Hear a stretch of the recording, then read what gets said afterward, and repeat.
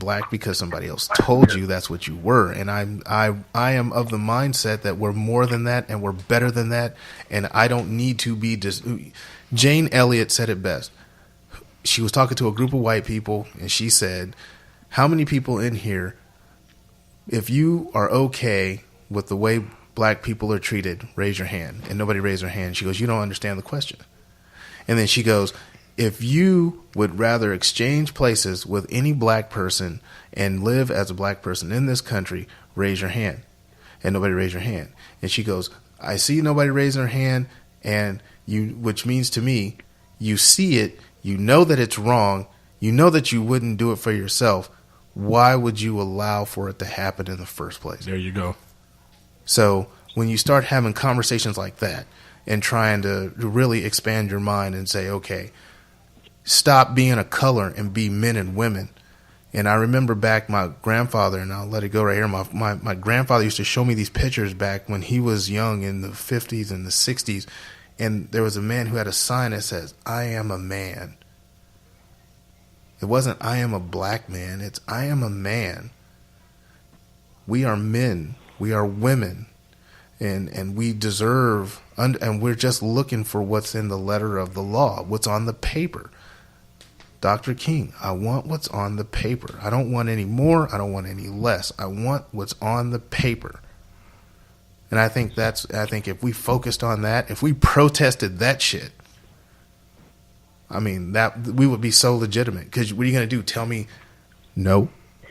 But I'm a U.S. citizen under the 14th Amendment. So, yes, you can't deny me. And if you do, that's un-American, and you're breaking the law. So I'm the American. You're the un-American motherfucker. I mean, does that make sense? Does it make sense? Yeah. Are we going to talk about the protest? Yes. Yeah, that's what I was about to get at, too. Oh, yeah, let's get into the protest. For Jerry, too. So, hey, let me throw this out. So, let's go back to when Kaepernick first started protesting. He took a seat and he took a knee. You, as someone who's in the military, did you take offense to that? No. I'm going to tell you right now, man. On May the 16th, 1997, which is like dating myself badly, right? So I went out, man. I was a cadet, and that was the day I got commissioned in the Air Force. Because on May the 18th, I got to walk at Graham because I'm a Grambling graduate. And it would be the second time that I took my oath. Once to get the scholarship, the next to be commissioned into the Air Force. And the oath of office goes, I, Jerry Frazier Jr., do solemnly swear to support and defend the Constitution against all enemies, foreign and domestic. I will bear true faith and allegiance to the same. I take this obligation freely, without any mental reservation or purpose of evasion, and I will well and faithfully discharge the duties of the office upon which I'm about to enter, so help me God. That is the oath of the officer. Where the fuck does it say that I'm supposed to go and I'm fighting for the flag and for your... Which wasn't introduced until like 1931 or something I read, right? Dude. So that was national anthem, yeah. So, yeah, because I read that you posted that, Ham, where it was it 30-something presidents who... Never stood for a national anthem. And so you heard, I just told you what my oath was. I will support and defend the Constitution, which says you got 28 amendments, you got 8 articles, you got the preamble, and there's the Bill of Rights, and there's the Declaration of Independence. And at no place in there does it say that when you fucking play the national anthem, you're respecting the country. And people go out there and it makes me crazy when people say, I fight for the flag. I don't fucking fight for the flag. I don't fight for the fucking national anthem. I fight for your rights under all the amendments, under all the articles. And that's it. You fight for what they represent. Dude, there's shit that I don't. I fight if you have the freedom of speech, the freedom of the press, and the freedom of expression under your First Amendment rights, and you want to walk out there and say that anybody that doesn't love Jesus can go to hell. Under the First Amendment, you got the freedom of speech. You can say that. I don't agree with that, but the thing is, I can always come back and fucking disagree. Right. I can disagree and be like, yo, would Jesus say that? You know, and that's my right under the First Amendment. And then what happens is if you have conversations with people in person, instead of motherfuckers hiding anonymously online or want to get a ham radio and do like radio shows and shit, I mean, we would have those conversations, but it's easy to hide behind your keyboard and behind your phone. So I am not offended when people don't stand up, because you're not praising me when you salute the flag. You're not. So everybody on here played sports before? Yes. All right. So this is what gets me, right? If you've ever played sports before, after practice, when he gets the team together, what is the first thing he tells you to do? All right, everybody, what? What? Let's pray. Take a knee. Or take a knee. Like when he addresses the team, everybody takes a knee. It's like a sign of deference. Yeah. So all of a sudden, this is like some disrespectful thing. I don't even understand it. You know the legit thing though. It was like Colin Kaepernick was sitting on the side. He was always sitting down on the bench. Yep. And then the soldier. And he went beret or something. People say it was a Green Beret. Some people say it was a Navy SEAL. I think the guy was a Navy SEAL. And he went and talked to that dude. He goes, hey, man, I want to do this protest. There's this viral and systemic racism in the country. People are getting shot up, killed, you know, blah, blah, blah, police brutality, inequality. And the guy goes, you know what, Colin, I can get down with that. Sitting down, just don't get it. You know, that's kind of on the disrespect. So you know what you can do? Take a knee. Right? Because we do that with fallen soldiers. Right? Because, you know, and the thing about it is I've seen the bodies in the C-17s before. I'll talk about this. I've stopped over at Al Udeid Air Base in, overseas in Qatar. And then they'll stop over, they'll be gassing up and everything. And what do people do? They walk up to the damn casket, they get on one knee, they put their hand on the casket and they say a prayer. And then and yes, it is absolutely and justifiably correct to have the flag draped over the caskets that we're bringing our honored dead home in. And I put my hand on the casket and I took a knee and I said a prayer. Now the thing about it is, when this man is taking a knee, he is using his platform, his celebrity, to bring attention to something. That's what he's doing. Now, what all these people are uproar about is because they're trying to change the narrative. Change the narrative. Right, yeah. And then they're trying to throw in the fucking soldiers and the sailors, airmen, Marines, and special forces and Coast Guardsmen and anybody else who serves, and say, well, you're disrespecting them. That's what they fight for. We don't fucking fight for that. We fight for your right to either stand up or sit down, period. So it makes me sick, and I'm not fighting for the national anthem. Protocol-wise, that's just the truth, dude. It's, It's in human nature. It's in our human nature to idolize stuff, though. It's idolatry. You see what I'm saying? Because people always seek for a higher power or something to revel at. You see what I'm saying? Even down to like our widespread misunderstanding of historical facts. Like people with the Confederate flag. With the atmosphere of America when the Constitution was written, the national anthem, the flag itself. People idolize it. You see what I'm saying? Well, like how can you respect something, the thing that represents something more than the thing it represents? Well, the thing about it is, like, that's the most ass backward. Very true. Yeah, I've seen. I mean, I know what it's like to, when you're in aircrew training and you got to go through what we call survival, escape, resist, and evade school, or SEER school.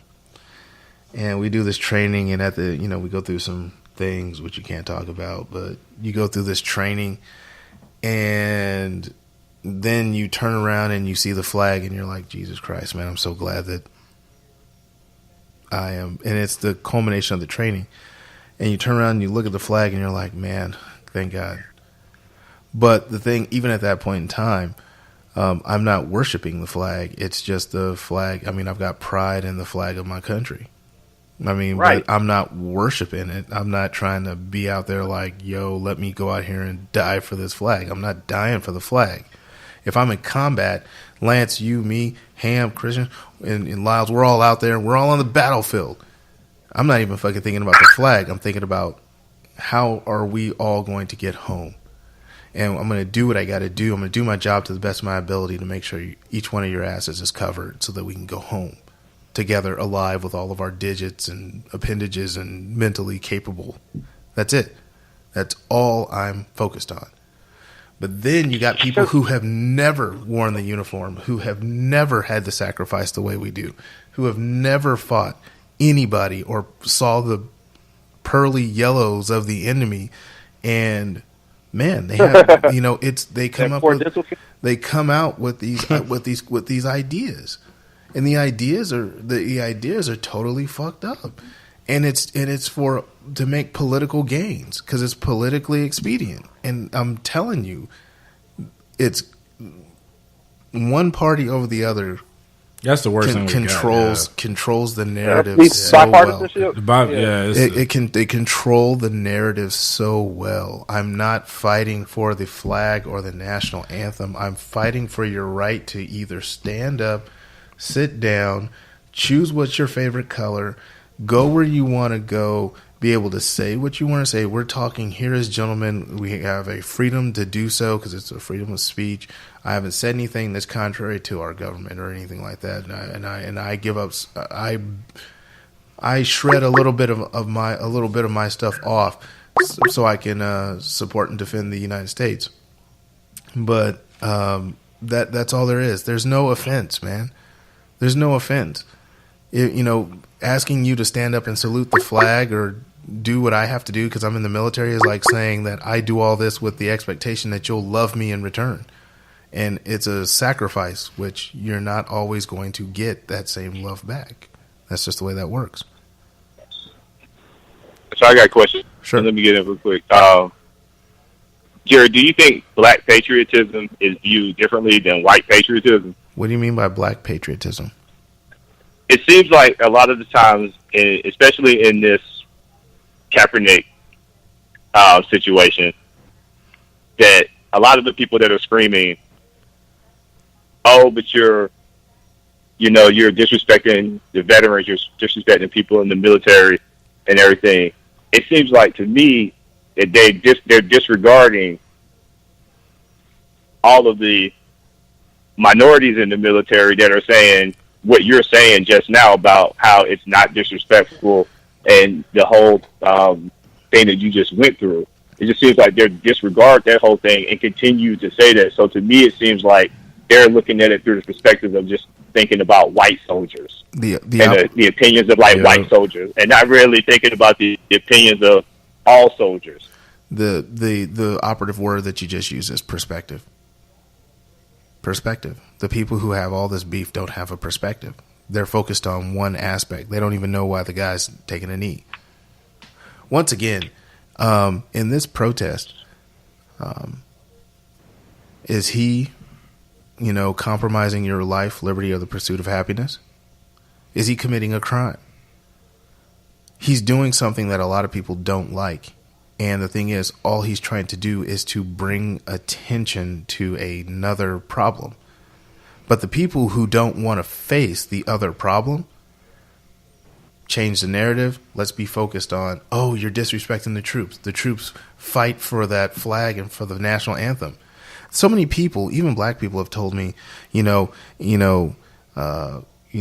indivisible with liberty and justice for all, and that's in the national anthem. I said, no, that's not in the national anthem. That's in the Pledge of Allegiance. Wow. You know what I'm saying? That's funny.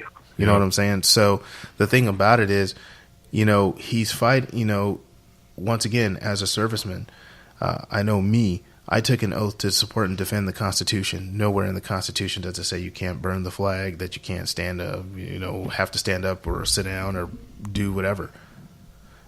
People say it's unpatriotic. Dude, if there's anything that you believe or don't believe in anything I'm about to say, I've said, but believe this. The most patriotic thing any man or woman can do in this country is exercise your rights. The grace, the power, the glory of that statement itself is amplified when you exercise your rights for the betterment of everyone, regardless of their ideology, their faith, their ethnic background, and their general sense of self. That's grace. People will use their, freedom of speech to say the worst, most evil, But once again, the Constitution says that, or the Declaration of Independence